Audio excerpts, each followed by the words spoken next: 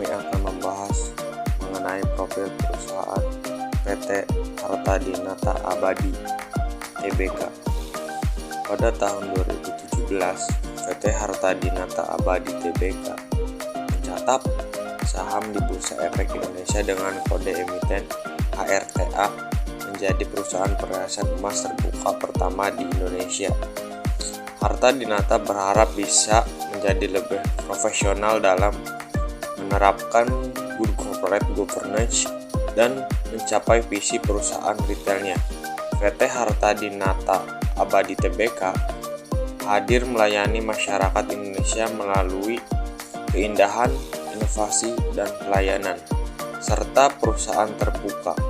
Harta Dinata menjadi pioner di industri manufaktur perhiasan emas tanah air melalui filosofi dari hati untuk keindahan sejati yang mengedepankan komitmen untuk selalu memberikan yang terbaik tidak hanya bagi para pelanggannya, tapi untuk seluruh para pemangku kepentingan Harta Dinata.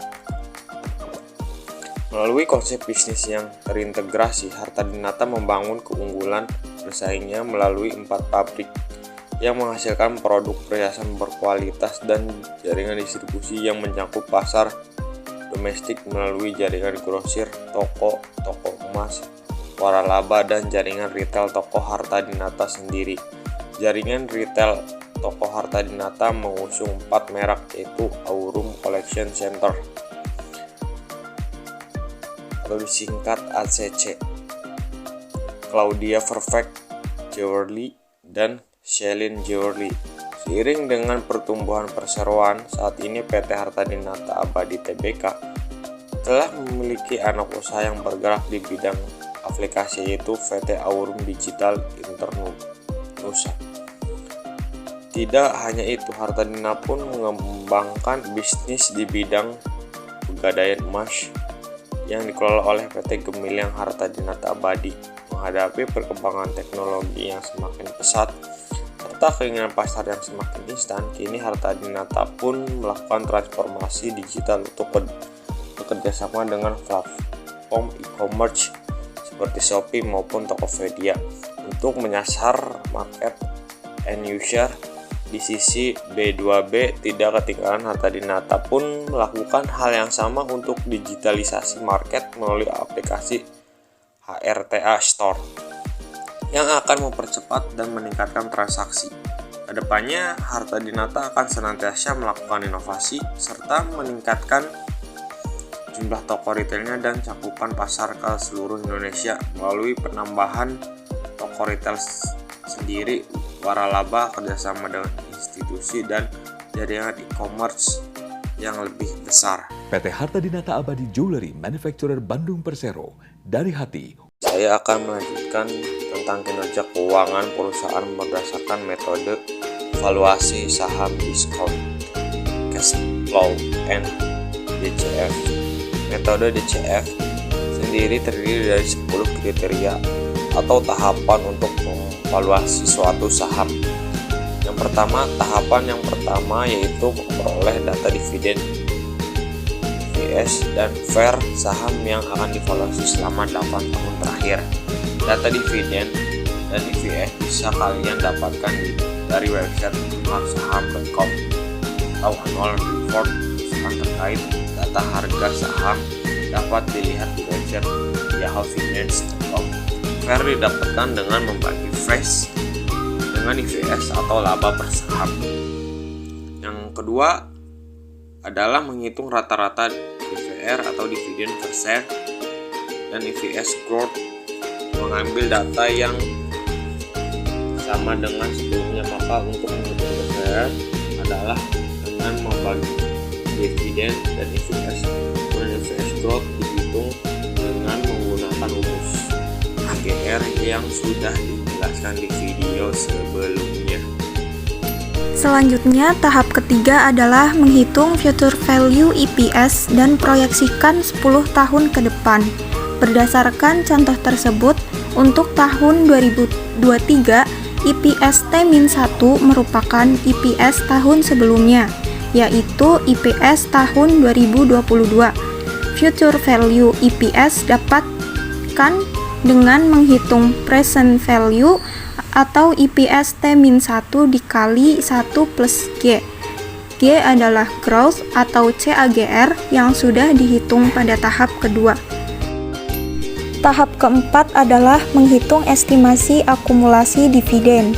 Berdasarkan contoh tersebut, FVIPS merupakan hasil perhitungan yang ada pada tahap ketiga, sementara DPR merupakan hasil perhitungan yang ada pada tahap kedua, sehingga FV dividen didapatkan dengan mengalihkan FVIPS dengan DPR. Berdasarkan perhitungan valuasi saham menggunakan metode discounted cash flow, estimasi akumulasi dividen yang akan diperoleh hingga tahun 2032 sebesar Rp240,16. Tahap yang kelima adalah menghitung FV harga saham.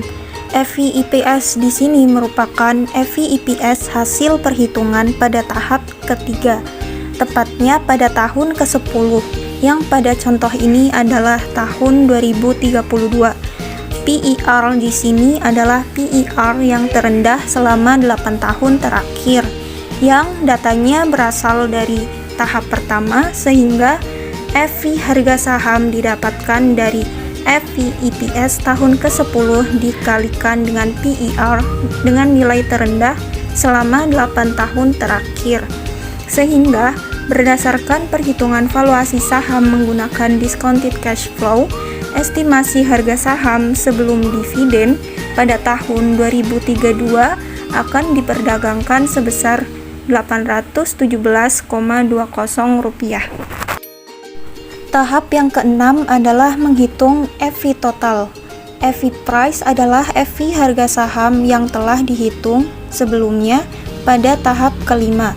Nilai dividen diambil dari hasil perhitungan FV dividen pada tahun ke-10 atau tahun 2032 pada tahap keempat. Jumlahkan keduanya untuk mendapatkan hasil FV total. Berdasarkan perhitungan valuasi saham menggunakan discounted cash flow, estimasi harga saham setelah dividen pada tahun 2032 akan diperdagangkan sebesar Rp1.057,37. Tahap ketujuh adalah menentukan tingkat imbal hasil atau diskonto. Risk-free rate dan risk premium terlihat pada website ibpe.co.id atau marketfreepremium.com. R adalah hasil penjumlahan risk-free rate and risk premium. Tahap ke-8 menghitung present value atau harga wajar saham. FV adalah FV total yang telah dihitung pada tahap ke-6 dan rasio R pada tahap ke-7. Kemudian ditambahkan 1 sehingga didapatkan hasil harga wajar saham dari total pembagian future value dengan 1 plus R pangkat N. Setelah diketahui harga wajar saham pada saat itu, barulah bisa diketahui apakah harga saham tersebut undervalue atau overvalue. Pastikan perusahaan yang akan diinvestasikan harga sahamnya yaitu undervalue. Berdasarkan perhitungan valuasi saham menggunakan discounted cash flow pada perusahaan HRTA. Perusahaan HRTA memiliki harga wajar sebesar Rp399,60, sedangkan harga saham pasar perusahaan HRTA di pasar pada tahun bulan Desember 2022 pada harga Rp204. Tahap yang ke-9 adalah menganalisis margin of safety. Yang harus dilakukan adalah mencari tahu harga saham di pasaran pada saat terkait. Kemudian untuk menghitung margin of safety adalah dengan cara mengurangi harga wajar saham dengan harga saham di pasaran saat itu, kemudian selisih di antara keduanya lalu dibagi dengan harga wajar saham, sehingga dapat diketahui besar margin of safety-nya. Pilihlah perusahaan dengan margin of safety paling rendah minimal 30%. Selanjutnya, analisis magic formula atau Greenblatt.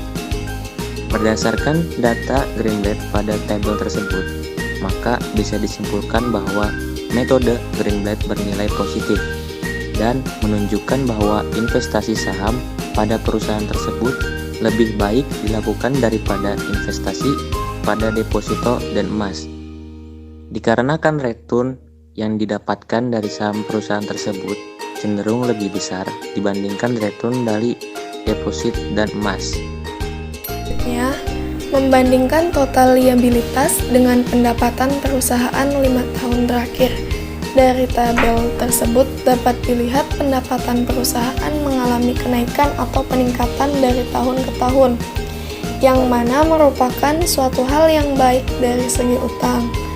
Rata-rata utang tidak ada yang lebih dari pendapatan, jumlahnya pun tidak sampai setengahnya dari pendapatan. Dapat dikatakan perusahaan mengelola keuangannya dengan baik. Nah, saya akan membandingkan perusahaan HFPA dengan perusahaan pesaing yang bergerak dalam sektor yang sama, yaitu Cyclic, yaitu Astra Auto Parts Tbk dengan kode saham AUTO dan Ramayana Lestari Sentosa Tbk dengan kode saham RALS. PT Astra Auto Parts Tbk yaitu perusahaan komponen otomotif terkemuka di Indonesia yang memproduksi dan mendistribusikan beraneka-ragaman. Suku cadang kendaraan roda 2 dan roda 4 didirikan tanggal 20 September 1991 dan memulai kegiatan komersialnya pada tahun 1991. Setelah mengalami berbagai perubahan dan pergantian nama perusahaan, pada tahun 1997 berganti menjadi PT Astra Auto Parts dan pada tahun 1998 mencatatkan sahamnya di Bursa Efek Jakarta.